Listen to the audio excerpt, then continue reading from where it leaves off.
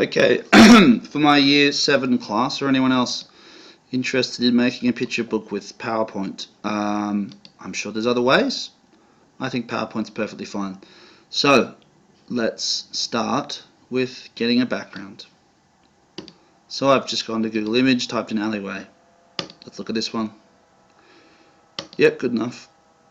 Okay, we right click that and we just copy the image. You can save the image as if you want to have the file stored somewhere, but it does save a copy inside your PowerPoint. So let's just hit copy image, a bit less fuss. We'll Alt Tab over to our PowerPoint. We're on the first page. We'll right click the slide, and because we want to do the background, we'll use the background. It just makes it sit there and not be another image we have to move around. So we're going to choose picture, and we're going to choose file. Sorry, we're not going to choose file. We would do that if we saved it. We would go to my pictures, but we've just copied it so it's in our clipboard. Okay, so we can see it there. Say we wanted to do something with it. Plenty of options with color, etc., to make it, either high modality or low modality. And we can also change some aspects of the color. There's some preset decolorized things there. For now I think we'll leave it. There's also artistic effects, and these can be a little bit overpowering at times, but they can also be good. So let's try a particularly good one for characters. If they're a little bit too high modality, we can, where is it? I sometimes like plastic wrap can make a character look quite good. It's a little bit too much for this, but you get the picture. You can play around. Let's make it a little bit, no, that doesn't look so good. Let's stick to, that's more like a painting. So that works for us. We want to keep a low modality because we're going to be throwing a bunch of different images at it, and if it looks too realistic, it's too much of a obvious clash between the different pictures we'll find. So let's close that. We won't apply it to all. We might use a different background for our next scene. Of course we might have a title page, but what we want to do next is Alt Tab, look at how to get some characters on there. So it's not mysterious. We go back to Google Image and look for, oh, I don't know,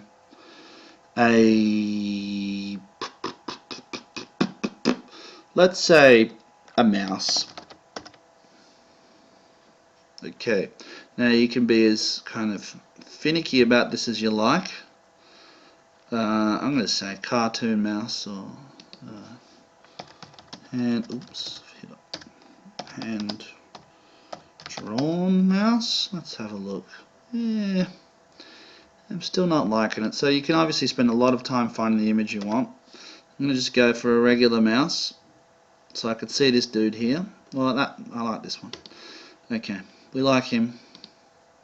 Probably a little bit small, bit of a crappy file, but let's make do. Alt tabbing back. Okay, we want it this time insert an image. So if you can just see, I'll just move it over for you. We have a bunch of things we can do. It's not complicated. We're going to insert a picture. Oops. But we want to do it off.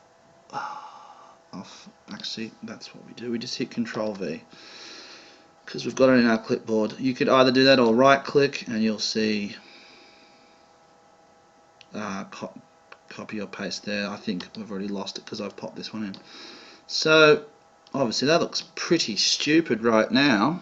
So up the top you'll see, I'll pop that up a bit higher, picture tools. So we click on that. Let's crop this. Oh, sorry, we want to, where am I? I do remember how to do this, that's right. Remove background. So I haven't done this for about a year. So we want to remove the background. We'll get some options, and straight away it's looking pretty good. It's no Photoshop, but you get some options. So a bit of a boo-boo here, it's gone back to blue. So up here we want to mark some more areas to remove, and it is reasonably smart. Let's see how we go. Okay, so it's got it. You can put little lines and drag it greater detail and make a kind of little snip like with scissors. And it is actually, you can see a little bit of blue around here, but we're losing that again. So yeah, it can be more or less detailed. So I want to keep the changes there. I've got my little mouse. Now if I again go to artistic effects, I think we can probably, you know, use some kind of effect that'll make the difference between the background and the foreground less obvious. So there's a lot of things you could do, and you could say to choose something like that and change the color. So let's perhaps do that. So we've chosen that effect. We might go over to picture effects and just soften the edges a little bit, and we can see it gets a little ridiculous, but up towards here you can soften the edges so it's not quite so much. And let's maybe, can we have a, not so happy with that color, very pixelated. I still don't like the color there. Let's try, there's more variation you can get, whatever it is. Okay, we've got our little fellow, and we can obviously put more people, and we can also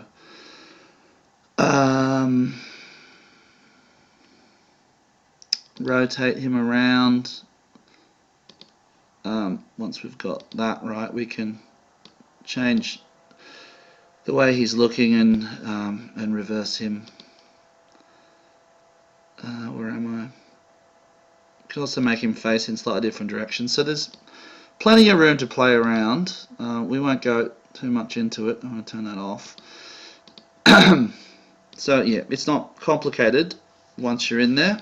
And of course, our last step is we want to put some text in. Yeah, so just to prove I am following some kind of system. Text. Okay, we want to put text in. We'll do that with a text box. Simple. So we'll draw one in and say mouse sounds. Okay. Move him around.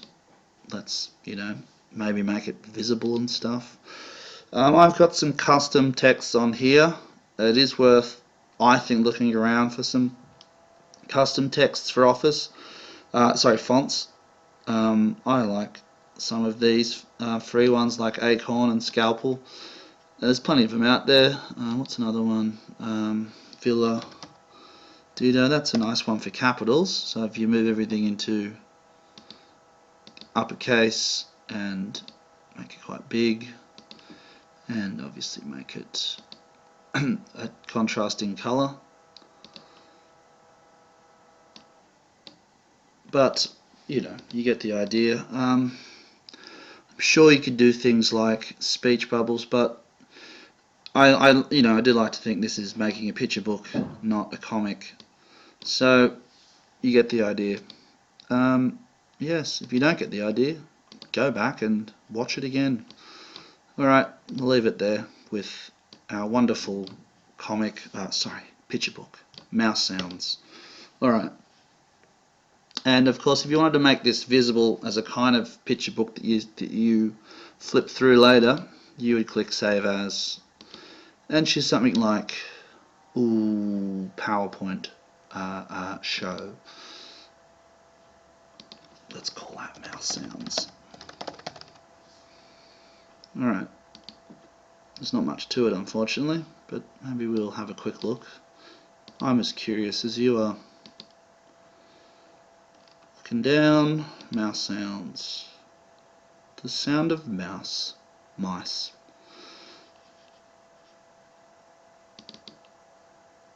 Okay, so you can see it pops through, kind of like a picture show or a kind of digital comic book. Alright, I'm going to leave that there.